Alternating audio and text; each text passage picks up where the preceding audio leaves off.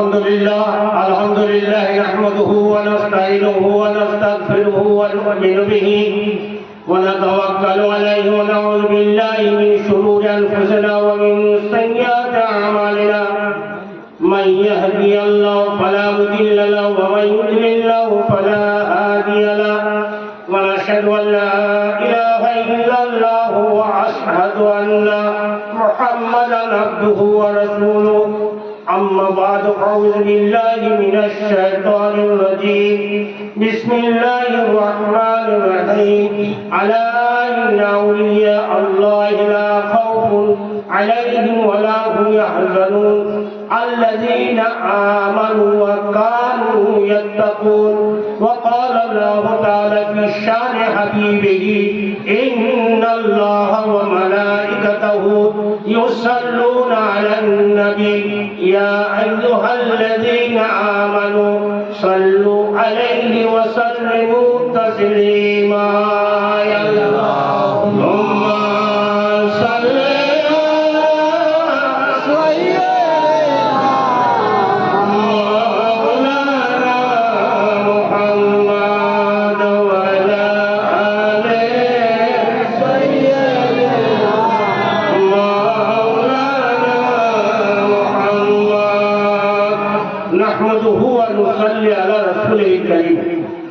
আমার মঞ্চে উপস্থিত উলামায়ে কিরাম এবং আমার পীর ও মুর্শিদ বুদ্ধিনিশীন হযরত, আমার সম্মুখে তরিকত মানদানে আউলিয়ায়ে কিরাম এবং মাজার শরীফে আরাম ফরমাচ্ছেন আমার পীর ও মুর্শিদ আকাই মাওলাই কিবলায়ে কাবা হযরত ফরিদপুরি রাহমাতুল্লাহ আলাইহি। সকলকে আমার অন্তরের অন্তঃস্থল থেকে আন্তরিকভাবে নিকটবর্তী দূরবর্তী অবস্থিতা নারী পুরুষ নির্বিশেষে সকলকে আমার অন্তরের অন্তঃস্থল থেকে আন্তরিক সালাম জানাই। আসসালামু আলাইকুম ওয়া রাহমাতুল্লাহি ওয়া বারাকাতুহু। এবং আমার মাজার মুকাদ্দাসে আমার সালাম। গাউসে উরা আলী রহমাতুল্লাহ আলাইহি সম্পর্কে আমি কিছু আলোচনা করব, বাস্তব আলোচনা করব।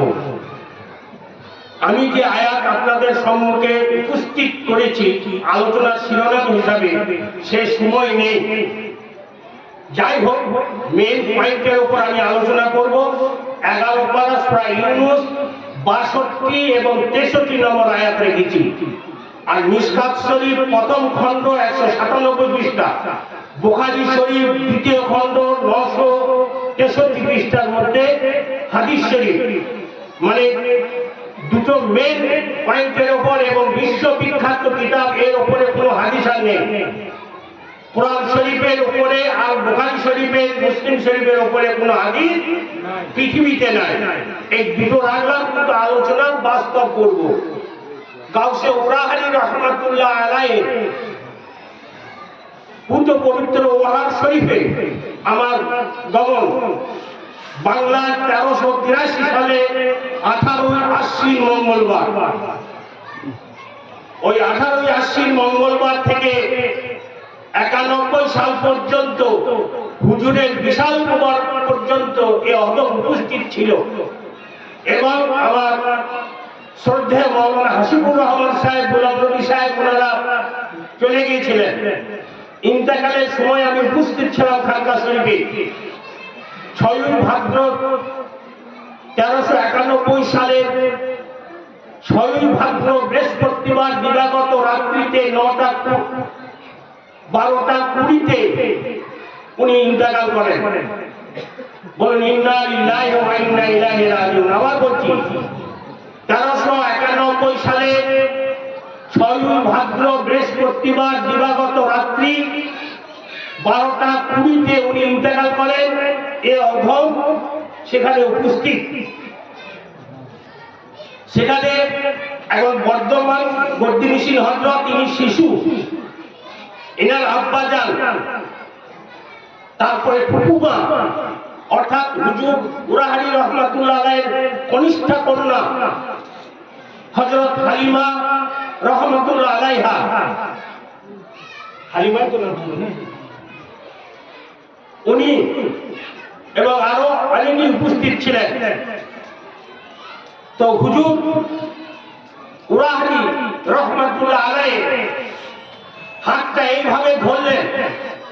বর্তমান বদ্রিশিন যিনি রয়েছেন আবরারুল হুজুর, ইনার আব্বাজান গোলাপ মুস্তফা রহমাতুল্লাহ আলাইহি এমনি করে ধরলেন।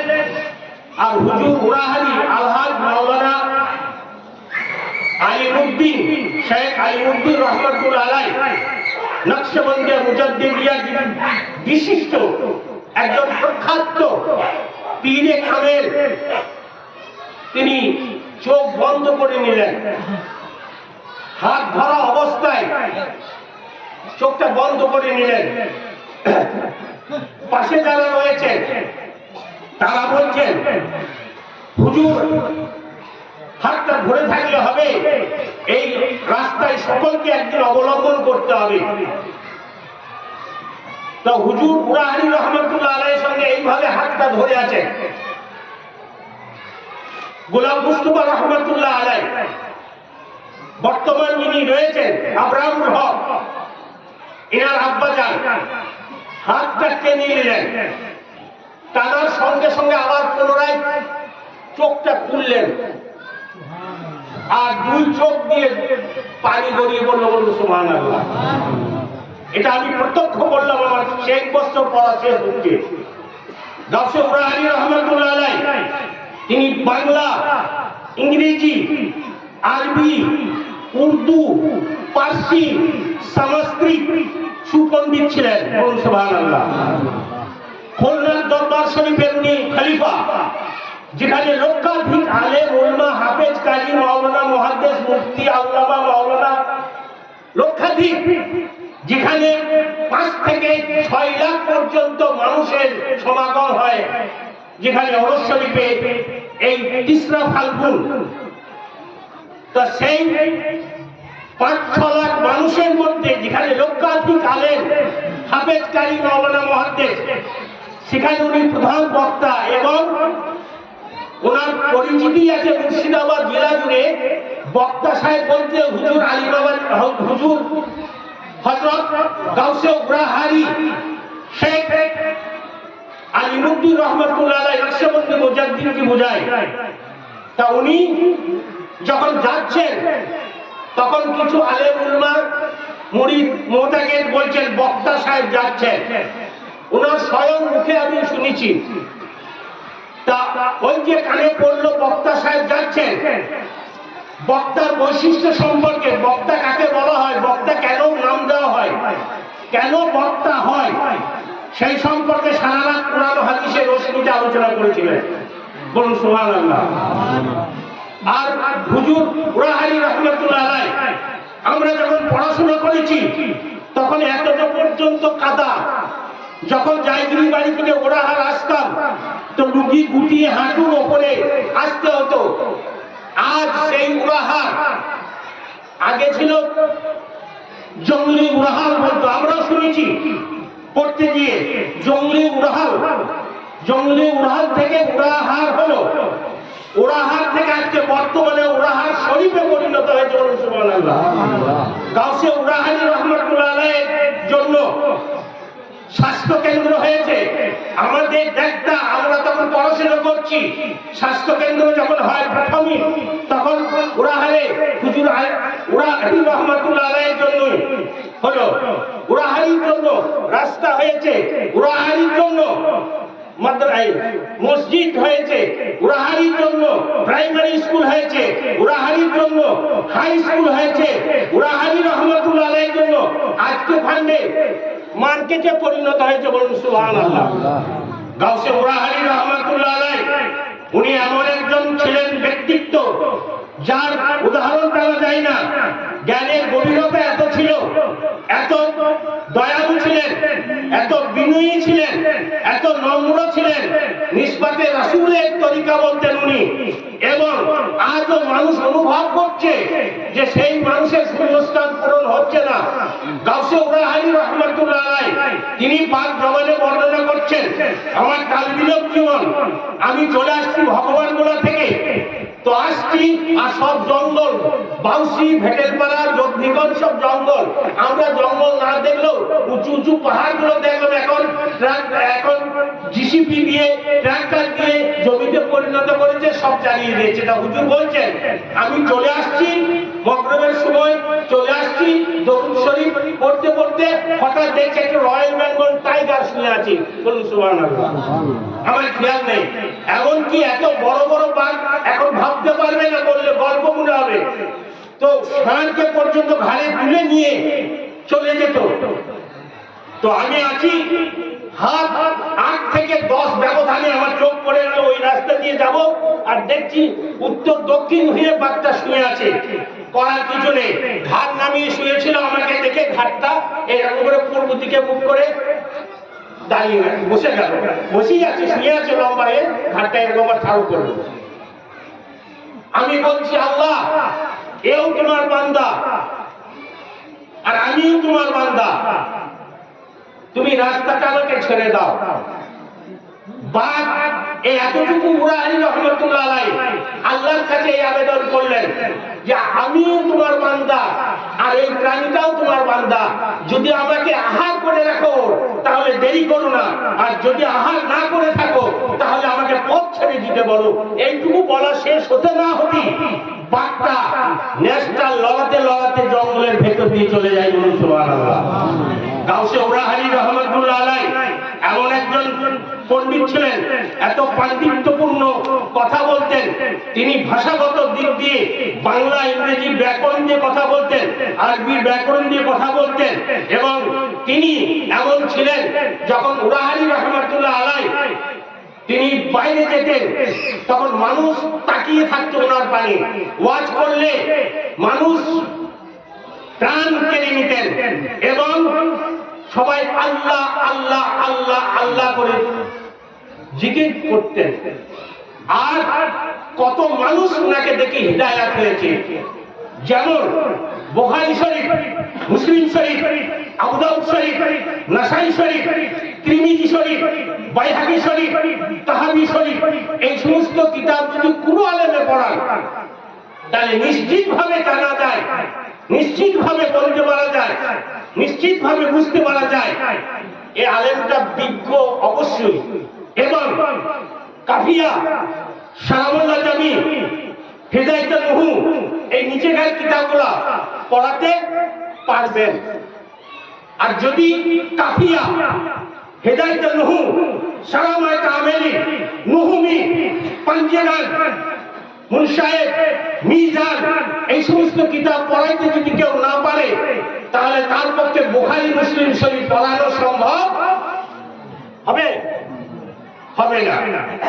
কাজী আলেম দেখতে অনেক, আলেম মসজিদে থাকলেই মাওলানা সাহেব, মসজিদে থাকলেই হয়ে যায় সবাই আলেম, কিন্তু কিতাবই যখন যদি খুলে দেওয়া হয় শতকরা ৯৭ জন কিতাবের কাছে ধারে পাশে যাবে না, কিন্তু সাধারণ মানুষের কাছে আমরা সবাই মাওলানা।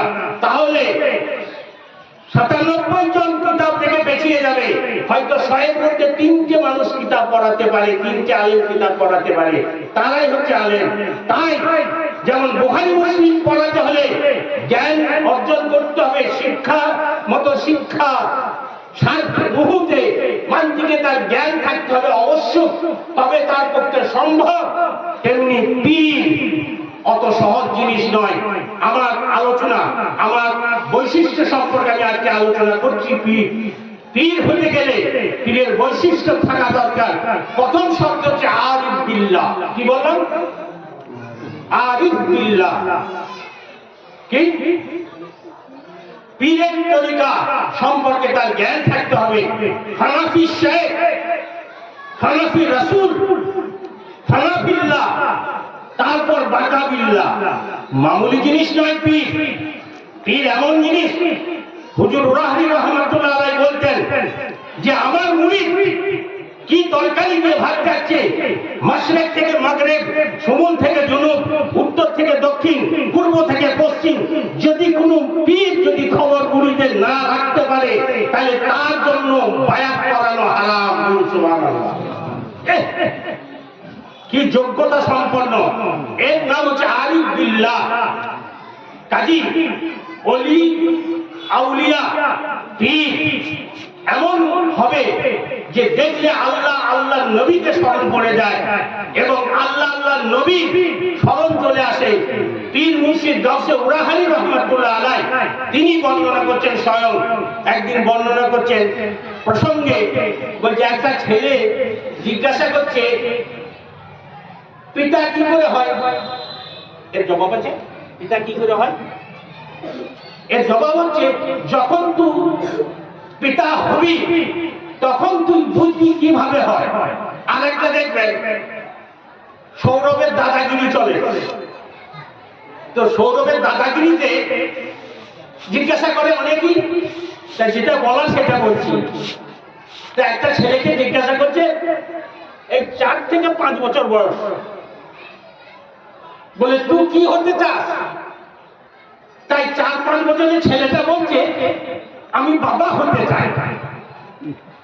সৌরভ পর্যন্ত স্তব্ধ হয়ে গেল, মানে যেটা কল্পনা করা যায় না। তা বলুন এই যে বাবা হতে চায়, বাবা হওয়ার জন্য কি দরকার সে জ্ঞান আছে? একটা হুমাটা দেবেন। বাবা হওয়ার যোগ্যতা এখন আছে? যদি বলা হয় যে বাবা হতে হবে, পারবে?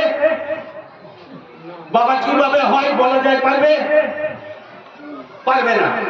শুনেছে, শুনে বাবা তাই বলছে আমি বাবা হতে চাই। কিন্তু বাবা হওয়ার জন্য কতটুকু জিনিসের প্রয়োজন, কি কি জিনিসের প্রয়োজন, কতক্ষণ তার জন্য অপেক্ষা করতে হয়, এবং বাবা হতে হলে কি কি জিনিসের দরকার হয় সে সম্পর্কে কোনো জ্ঞানই তো দূরের কথা, ধারণা কোনো পর্যন্ত নাই। তাহলে যদি ইলমে তরিকত সম্পর্কে তার জ্ঞান না থাকে, ইলমে মারিফত সম্পর্কে জ্ঞান না থাকে, ইলমে হাকিকত সম্পর্কে যদি জ্ঞান না থাকে, হানাফি শাইখ যদি না হতে পারে, হানাফি শাইখ মানে নিজের পীর মুর্শিদকে নিজের ভেতরে ভরে নেওয়া, নিজের পীর মুর্শিদকে নিজের ভেতরে ভরে নিয়ে ভর করে কথা বলা। হানাফি শাইখ, হানাফি রাসূল, রাসূলকে ভর করে নিয়ে কথা বলা। হানাফিল্লাহ অর্থাৎ দয়াল নবীর সঙ্গে ওতপ্রোত হয়ে যাবে, আর বাকাবিল্লাহ তো অবশিষ্ট থেকে গেল। কাজেই তরিকত সম্পর্কে যদি কোনো জ্ঞান না থাকে, আর যদি আমি পীর হই, আমি পীর সেজে যাই, আমাকে কেউ পীর বলে দেয়, আমাকে কেউ খিলাফত দিয়ে দেয়, এটা মূল্যহীন হয়ে যাবে এবং মানুষের কাছে হাস্যকর হয়ে যাবে। যেহেতু তরিকত সম্পর্কে যার জ্ঞান নাই, হাকিকত সম্পর্কে যার জ্ঞান নাই, ওই যেমন নুহু সারফে জানে না, মিশকাত শরীফ পড়াতে পারবে না, জালালাইন শরীফ পড়াতে পারবে না, তিরমিজি শরীফ পড়াতে পারবে না, আবু দাউদ শরীফ পড়াতে পারবে না, যেমন পড়াতে হলে যোগ্যতার দরকার, তেমনি পীর হতে হলে ইলমে তরিকত, ইলমে মারিফত, ইলমে হাকিকত, ইলমে শরীয়ত সম্পর্কে যেমন জানতে হবে, তেমনি আরিফ বিল্লাহ হতে হবে। যতক্ষণ পর্যন্ত না হবে তার খিলাফতটা মূল্যহীন হয়ে যাবে। আর যদি কেউ খিলাফত দেয়, জানতে হবে তার খিলাফতটা মূল্যহীন, তার খিলাফতের কোনো মূল্য নাই। কাজী গাউসে উরাহানি রহমাতুল্লাহ আলাইহি, আমার ছাত্র জীবনে আমি দেখেছি গাউসে উরাহানি রহমাতুল্লাহ আলাইহি তিনি ওয়াজ করতেন ব্যাকরণগত, এবং উনার বলতেন আমার তরিকা হচ্ছে নিসবতে রাসূল, এবং উনি জীবনে অনেক কিছু বলেছেন, কিন্তু কারামত ওনার সঙ্গে দেখা খুব কম গিয়েছে। কারণ দলিলে বলা হয়েছে কারামত অলির জন্য শর্ত নয়। কাজে একদিন গাউসে উরাহানি রহমাতুল্লাহ আলাইহি বিহার সফরে গিয়েছেন কাপড় লুঙ্গি কেনার জন্য। উনি ছোট ছোট থেকে লুঙ্গি পরতেন, ছোট ছোট ঘরে সবুজ রঙের আর একটা বিটুটিয়া বিস্কুট রঙের কালারের উনি লুঙ্গি ব্যবহার করতেন। তা উঠেছে প্রসঙ্গে কথা হচ্ছে, দর্জি কাপড় সেলাই করতে করতে বলছে আজকালকার পীর সব ব্যবসায়ী পীর হয়েছে, আজকালকার টাকা কামানোর জন্য পীর চোখে দেখতে পাওয়া যায় না। হুজুর উরাহানি রহমাতুল্লাহ আলাইহি পুরো না কথা বলে ওই মেশিনের প্লেটে এমনি করে হাত রেখেছেন, তখন বলছে রেখেছে, তো সঙ্গে সঙ্গে মেশিন বন্ধ হয়ে গেছে। তো দেখছে যে আমার তো ফিটেও পড়ে না, আর চলতে চলতে বন্ধ হয়ে গেল। হুজুর উরাহানি রহমাতুল্লাহ আলাইহি বলছেন কি হলো বাবু, তুমি চালাও? বলে হুজুর আমার তো চলছিল কিন্তু ফিটেও পড়ে না আর চলছে না।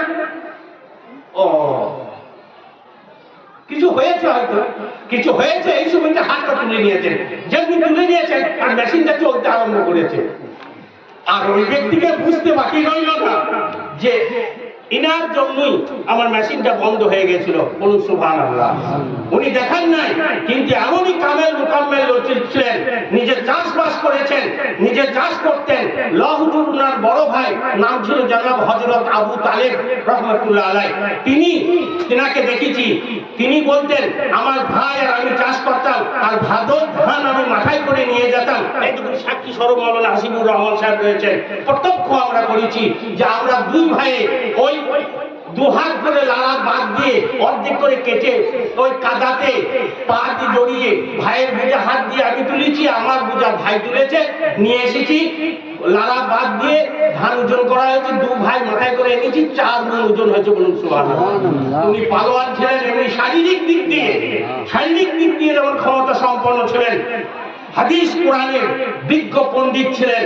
সেই পণ্ডিতের খলিফা হচ্ছেন হুজুর আলিমাবাদী রহমাতুল্লাহ আলাইহি। অনেকেই বলে ওরা হাতটা হচ্ছে আসল, তারা এক নির্ভুল। আসল সবটাই ওরাহার আসল, আলিমাবাদ আসল, হরিশপুর আসল, বাংলাদেশের খুলনা আসল, দিল্লি আসল। আর যদি বলা হয় আসল নয়, যদি বলে হরিশপুর আসল নয়, আলিমাবাদ আসল, তাহলে আলিমাবাদই আসল নয়। আলিমাবাদ যদি বলা হয় তাহলে ওরাহার আসল, তাহলে ওরাহারও আসল নয়, কারণ ওরাহারের খিলাফত করা হয়েছে বাংলাদেশ খুলনা থেকে। যদি বলা হয় খুলনা আসল, তা খুলনাও আসল নয়, কারণ খুলনা পেয়েছে দিল্লি থেকে। যদি বলে দিল্লি আসল, তা দিল্লিও আসল নয়, দিল্লি পেয়েছে সেরাম শরীফ থেকে। আর কত বলবো? তাহলে চেঞ্জ সিস্টেম একবারে শেষ পর্যন্ত নবী মুস্তাফা রাহমাতুল্লাহ আলাইহির কাজ পর্যন্ত পৌঁছানো হয়। কাজী সবাই আসল। গাউসে উরাহারি রহমাতুল্লাহ আলাইহি খলিফা হচ্ছেন হুজুর আলিমাবাদী আলহাজ মাওলানা খলিলুর রহমান আল মুজাদ্দিদি নকশবন্দি মুজাদ্দিদিয়া। উনি ছিলেন সুপণ্ডিত, এত বড় পণ্ডিত, এত পাণ্ডিত্য ছিল যে উরাহারি রহমাতুল্লাহ আলাইহি ঘোষী প্রশংসা করেছেন এবং তিনি খিলাফত দিয়েছেন। কাজী যে আলিমাবাদীকে মানবেন তিনি উরাহারিকে মানবেন, যিনি উরাহারিকে মানবেন তিনি আলিমাবাদীকে মানবেন। আবার আলিমাবাদী খলিফা হচ্ছেন গাউসে হরিশপুরি, আলিমাবাদীকে তিনি মানবেন, হরিশপুরিকে মানবেন। আর যদি হরিশপুরিকে কেউ না মানেন তিনি আলিমাবাদীকে মানলেন না। প্রক্ষান্তরে বাংলাতে দুটো শব্দ থাকে, একটা হয় প্রত্যক্ষ আর একটা হয় পরোক্ষ, একটা হয় ডাইরেক্ট, একটা হয় ইনডাইরেক্ট, একটা সরাসরি। তাহলে প্রত্যক্ষ আর পরোক্ষ যদি কেউ হরিশপুরিকে অস্বীকার করে তাহলে আলিমাবাদীকে অস্বীকার করা হয়, আর আলিমাবাদীকে অস্বীকার করলে উরাহারিকে অস্বীকার করা হয়, উরাহারিকে অস্বীকার করলে খুলনার হুজুরকে অস্বীকার করা হয়। সেই দিক দিয়ে আপনারা বড়ই ভাগ্যবান। আজ আমার এই গাউসে উরাহারি রহমাতুল্লাহ আলাইহি ছাত্র জীবন আমি দেখেছি। ওনার খেদমতে 5 বছর ওনার মাদ্রাসায় পড়াশোনা করেছি, তারপরে ব্যারেলি শরীফ গিয়েছি। আমার সম্মুখে অনেক কথা বলেছেন, অনেক কদমকে ভালোবাসতেন এবং মাওলানা হাসিবুর রহমান সাহেবকেও ভালোবাসতেন। এবং মাওলানা হাসিবুর রহমান চলে যাওয়ার পর ওই দায়িত্বটা এই অদমের উপরে বর্তিয়েছিল। কাজী যিনি বর্তমানে বর্তিবিশীল রয়েছেন আবরারুল হক, এনারা আমাদের সামনে হলেন। আমরা তাহারত করিয়েছি, আমরা পোশাক করিয়েছি, আমরা পায়খানা করিয়েছি, আমরা তাহারত করিয়েছি, আমরা ঘরে চড়িয়ে নিয়ে এসেছি। বড় দুঃখের বিষয় আজকে চিনতে পারে না। আফসোস এতটুকু মানুষ হিসাবে আমি বয়সে বড়, আমরা বয়সে বড়, কেমন আছো, কখন এলে, এতটুকু বলা উচিত। যার এইটুকু মানবতা নেই, মানবিকতা নেই, মনুষ্যত্ব নেই, তার চলার পথ সরল বলা যেতে পারে না। গাউসে উরাহারি রহমাতুল্লাহ আলাইহি কে কেউ যদি বলতেন বিরুদ্ধে কথা, হুজুর উরাহারি সঙ্গে সঙ্গে বলতেন আমাকে তোর কাছে শিখতে হবে না, আমি বুঝি ভালো না মন্দ। এক কথাই উনি মেরে দিতেন। কোন অলি যদি হয়, আল্লাহ ওয়ালা যদি হয়, এ অদল প্রত্যক্ষ করেছে গাউসে উরাহারিকে, গাউসে আলিমাবাদীকে, গাউসে হরিশপুরি রহমাতুল্লাহ আলাইহি আজমাইনকে কেউ যদি বিরুদ্ধে মন্তব্য করতে গিয়েছে, এই চল আমি দেখছি, আমি বুঝি না, এইভাবে দেখিয়ে দিয়েছেন। আর যদি কেউ পরে নাচুনিতে নাচে, তার উস্কানিতে যদি নাচে, তাহলে যার ভাবে তার পীরগিরি এখনো ঠিক জায়গায় আসেনি। কাজী আমি অনুরোধ করব, আমার এই দেখুন ভিডিও হচ্ছে, এটা বিভিন্ন জায়গায় ভাইরাল হবে, বিভিন্ন জায়গাতে চলে যাবে, বিভিন্ন জেলাতে চলে যাবে, দেশ বিদেশে চলে যাবে এটা। কাজী আমার দুঃখ, আমাদের দুঃখ, যদি আমার তরিকার কোনো ভাই হয়, খানকা শরীফ মৌলভী মাওলানা মুহাদ্দিস হতে হবে না, সাধারণ থেকে সাধারণতম যদি হয়, গরুর গোয়াল যদি কাটে, গরুর ছানি যদি কাটে, তাকেও আমি অন্তর থেকে শ্রদ্ধা করি এবং সম্মান করি এবং আমার যে জ্ঞানী গুণী এটা আমি মনে করি। কেউ বিশ্বাস করুক আর নাই করুক, তাতে কিছু যায় না। সেই দিক দিয়ে যদি কোনো মানুষের ভিতরে যদি হিংসা বিদ্বেষ থাকে, সে কোনোদিন আল্লাহওয়ালা হতেই পারে না, আল্লাহর নবীর সান্নিধ্য পেতেই পারে না, সে তরিকত সম্পর্কে কিছু বুঝতে পারে না। যদি কোনো মানুষের ভিতরে হিংসা বিদ্বেষ যদি থাকে, সে কোনোদিন পীর হবে না। পীর হবে ওই মানুষ যে সরল এবং সহজ। আমি যে আয়াতে রেখেছি আল্লাযীনা আমানু ওয়া কানু ইয়াত্তাকুন, 63 নম্বর আয়াত, 11 পারা সূরা ইউনূসের 63 নম্বর আয়াত। ওই ব্যক্তি যে আল্লাহ ভীরু, আল্লাহ ভীতি অবলম্বন করে, যে আল্লাহকে ভয় করে, সেই হচ্ছে ওলি মুত্তাকি। অত সহজ নয়, কারণ আজকে বাজারে অনেক কিছু দেখতে পাওয়া যাচ্ছে। কাজী বক্তার মধ্যে থাকবে অনেক রকমের আলোচনার মধ্যে অনেক রকমের ফিতনা ফেসাদ ছড়িয়ে দেবে। এমন এমন বক্তা রয়েছে, এমন বক্তৃতা দিচ্ছে যে তাদের শ্রোতা হিসাবে যদি বসায়, তাদের মজলিসে যদি বসায়, তাদের কাছে যদি যাওয়া হয়, তাদের কথা যদি শোনা হয়, তাহলে সেও জাহান্নামে যাবে আর যারা শুনছে তারাও জাহান্নামে যাবে। কাজী আমি আপনাদের কাছে আন্তরিকভাবে আবেদন করব, আল্লাহ নবীর ওয়াস্তে, যে আল্লাহ নবীর মহব্বতের কথা যে সমস্ত আলেম বলবেন, যে সমস্ত আলেম উলামা বলবেন, তাদেরকে শ্রদ্ধা করুন। আর গুস্তাকে রাসূল, নবীর বিরুদ্ধে যারা বলবে, নবী পাকের বিরুদ্ধে যারা বলবে, আহলে বায়তের বিরুদ্ধে বলবে, খোলাফায়ে রাশিদিনের বিরুদ্ধে বলবে, আশারায়ে মুবাশশারার বিরুদ্ধে বলবে, শাহবাজের বিরুদ্ধে বলবে, তাদের কাছ থেকে সরে থাকুন। তারা বাতিল ফিরকা, তারা বাতিল ফিরকা, তারা বাতিল ফিরকা। আল্লাহ যেন শুভ বুদ্ধি, শুভ চেতনা, শুভ জ্ঞান, শুভ বিবেক, শুভ বুদ্ধি আল্লাহ যেন আমাদেরকে নবীর ওসিলায় দান করেন। বলুন আল্লাহুম্মা আমিন। ওয়া আখিরু দাওয়ানা আলহামদুলিল্লাহি রাব্বিল আলামিন। আসসালামু আলাইকুম ওয়া রাহমাতুল্লাহি ওয়া বারাকাতুহু। আল্লাহ